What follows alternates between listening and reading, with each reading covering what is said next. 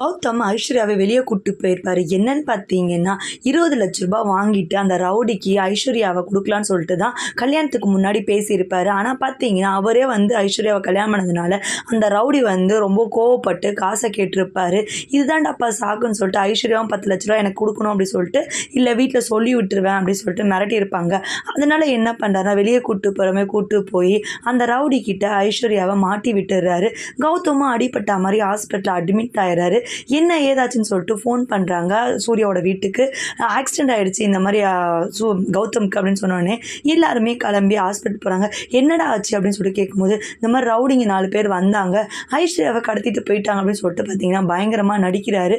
என்னன்னே புரியாமல், நீ தானடா கூட்டிகிட்டு போனேன், எப்படா அந்த ரவுடிங்க உன்னை கூட்டிகிட்டு போவாங்கன்னு, இல்லை அந்த சிலையை கடத்துறானுங்களா அவங்க யாராவது வச்சு இந்த மாதிரி கடத்திட்டு இருப்பாங்களான்னு சொல்லிட்டு பார்த்தீங்கன்னா எல்லாருமே யோசிக்கிறாங்க. மகாக்கும் ஒன்றும் புரியல. அந்த டைம்லேயே பார்த்தீங்கன்னா உன்னால தான் இந்த பிரச்சனை எல்லாமே, உன் குடும்பத்தால் தான் எவ்வளோ பிரச்சனைன்னு சொல்லிட்டு பார்த்தீங்கன்னா அவங்களும் கொஞ்சம் மகாவை திட்ட ஆரம்பிக்கிறாங்க. சூர்யா பார்த்தீங்கன்னா நான் எப்படியாவது கண்டுபிடிச்சி ஐஸ்வர்யாவை கூப்பிட்டு வரேன் மகா, நீ கவலைப்படாதுன்னு சொல்லிட்டு பார்த்தீங்கன்னா மகாவுக்கு ஆறுதல் சொல்கிறாரு. குடும்பத்தில் எல்லாருமே பார்த்தீங்கன்னா ரொம்ப கஷ்டப்படுறாங்க. ஆனால் கௌதமும் சித்ராதேவி மட்டும் பார்த்தீங்கன்னா பயங்கரமாக உள்ளுக்குள்ளேயே சிரிச்சுக்கிறாங்க. சித்ராதேவி கிட்ட என்னடா சக்ஸஸாக பண்ணிட்டியா அந்த வேலையை எப்படி சொல்கிறாங்க.